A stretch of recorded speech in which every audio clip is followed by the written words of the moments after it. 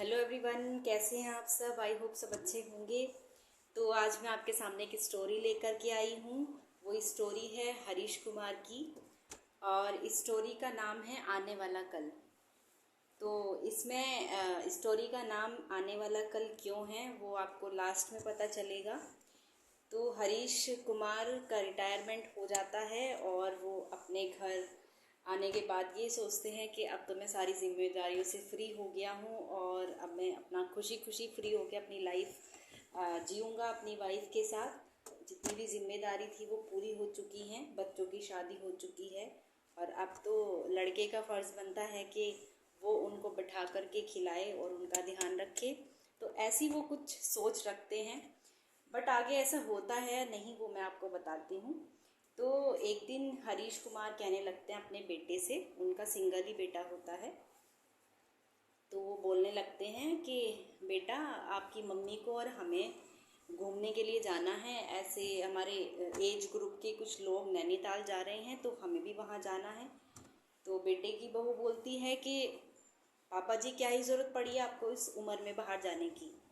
इस उम्र में तो राम का नाम लेना चाहिए। आपको क्या ज़रूरत है बाहर जाने की, घूमने की, और इतना पैसा बर्बाद करने की क्या ज़रूरत है। तो वो डरते डरते फिर भी बोलते हैं, जबकि वो एक कैपेबल बंदे रह चुके हैं। और वो बोलते हैं कि बहू, ऐसा कुछ नहीं है कि हमारी एज ग्रुप के कुछ लोग ने प्लान बनाया है कि बाहर चलते हैं तो सब साथ में जा रहे हैं, इसमें बुराई क्या है। और आपके परवरिश के चक्कर में मैं आपकी मम्मी को कहीं लेके भी नहीं जा सका, उनको घुमा भी नहीं सका। हमारे ऊपर जिम्मेदारी ऐसी थी कि मैं उनको कहीं ले जा नहीं सका। लेकिन अब ऐसा टाइम आया कि अब मैं हर चीज़ से फ्री हूँ। तो वो वही बात कहती है। फिर उनका बेटा पूछता है कि आप चले जाइए, कोई बात नहीं। उसके बाद पूछते हैं कि कितना खर्चा आएगा। तो हरीश कुमार बोलते हैं कि लगभग 20 से 25 हज़ार का खर्चा आएगा, क्योंकि वहाँ रहना सहना है और फिर घूमना भी होता है, तो खाने पीने का खर्चा भी है। सब टोटल इसी में आ जाएगा, आपकी मम्मी को और मेरा दोनों का। उनकी वाइफ जो बहू होती है उसको और ज़्यादा बुरा लग जाता है। वो बोलती है कि 20-25 हज़ार, हम कहाँ से लाएंगे 20-25 हज़ार, और आप हमारा बजट ख़राब करना चाहते हैं। घर में बैठिए, आराम से 2 रोटी मिल रही है, उनको खाइए और अपना आराम से रहिए। ये घूमने वूमने का जो चक्कर है वो अपने दिमाग से निकाल दीजिए। तो वो थोड़े निराश हो जाते हैं कि अब ऐसा टाइम आ गया है कि वो अपनी मर्ज़ी से कुछ कर भी नहीं सकते, या वो ऐसा हो गया है कि वो बंदिशों में आ गए हैं, रिटायर हो गए हैं। तो उनको बुरा लगता है। वो अपनी वाइफ से बोलते हैं कि क्या इस दिन के लिए हमने इनको इतना बड़ा किया था, या इस दिन के लिए इनको हमने पाला था, कि दूसरे घर की लड़की है तो वो उनकी बहू, लेकिन उसने दूसरापन तो दिखा दिया ना इस तरह की बातें करके। तो वो बोलने लगी, उन्होंने समझाया उसकी वाइफ ने कि कोई बात नहीं, चलो छोड़ो, हम नहीं जाते कहीं।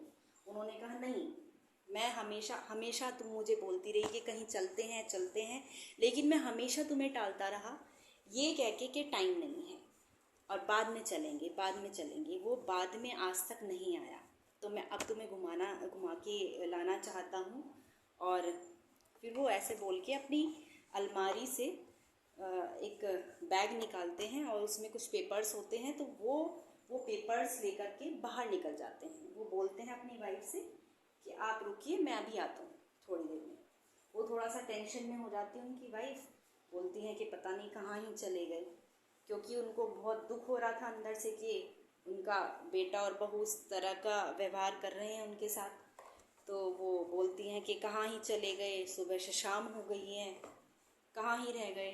बहू बोलने लगती है कि देखा, बच्चों की तरह जिद करते हैं, और एक बात के लिए मना कर दिया कि हमारा बजट ख़राब हो जाएगा, तो इनको इतना बुरा लग गया कि ये अपना बाहर निकल पड़े। और सुबह से शाम हो गई है, ना फ़ोन उठा रहे हैं और ना कुछ बताया है। फिर थोड़ी देर में हरीश कुमार आते हैं। उन्होंने कहा कि अपनी वाइफ से कि अपना बैग पैक कर लीजिए, हम जाएंगे, और ये टिकट है। वो उनके हाथ में ला करके दे देते हैं। वो एकदम से उनकी बहू बोलती है और बेटा बोलता है कि अब तुम उधार भी करने लगे हो, अब तुम उधार के पैसों से घूमने जाओगे? अब इतने बुरे दिन आ गए हैं, इतनी जिद पकड़ ली आपने बच्चों की तरह। तो वो बोलते हैं कि इतने बुरे दिन नहीं आए हैं कि मैं उधार लूँगा। वो तो शुक्र है कि मैंने अपना कुछ कमाई का हिस्सा अपने पास रखा हुआ था, वो गलती से रखा हुआ था। अगर वो भी मैं आप लोगों को पकड़ा देता कि आज मेरे को बहुत पछतावा होता कि मैं आज भी अपनी वाइफ को कहीं ले जा नहीं पाया, सिर्फ कुछ पैसों की वजह से। वो खुशी नहीं दे पाया जो मैं उसको जीवन भर बार बार टालता रहा। तो उन्होंने कोई एफडी करा रखी थी, कोई उनका पॉलिसी थी, तो उसको उन्होंने तुड़वा के और वो दोनों निकल गए कहाँ? घूमने के लिए नैनीताल। और फिर वहाँ से आकर के उन्होंने एक डिसीज़न लिया। वो क्या डिसीज़न था? कि हम अपना घर अलग बनाएंगे। जैसे हमारी शादी हुई थी और हमने अपना अलग संसार बनाया था, ऐसे ही अब हम अपना अलग घर बनाएंगे। हम बच्चों के ऊपर निर्भर नहीं रहेंगे, क्योंकि आज तो हमारे हाथ पैर चल रहे हैं और बच्चों ने ये दिन दिखा दिया। जब हमारे हाथ पैर चलना बंद हो जाएंगे, फिर वो कहीं अनाथ आश्रम में हमें छोड़ के आएंगे, फिर हम क्या करेंगे? तो हम आज ही अपना अलग संसार बनाएंगे। और जो अपने बच्चों को बोलते हैं, जो तुमने हमारे साथ किया या जो तुम हमारे साथ कर रहे हो, वो अपने बच्चों के साथ मत होने देना, या तुम्हारे बच्चे ऐसा करें उनको इतनी छूट मत देना। तो इस कहानी का नाम क्या था? आने वाला कल।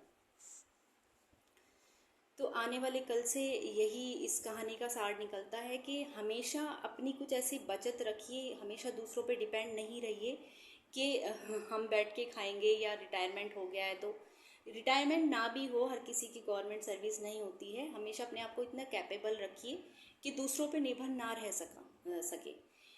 बच्चा हो या कोई भी हो, वो इंसान किसी पर निर्भर ना रहा जाए, इतना आपको हमेशा के लिए कैपेबल बने रहना चाहिए। तो आपको कहानी कैसी लगी कमेंट बॉक्स में ज़रूर लिखिएगा, और ना भी लिखेंगे तो कोई बात नहीं, मेरा तो फ़र्ज़ था कि मैं कुछ ना कुछ ऐसा इसके थ्रू आपको बता सकूं। So thank you. लाइक करना अगर वीडियो अच्छी लगी हो तो, कहानी अच्छी लगी हो तो, और चैनल को सब्सक्राइब करना।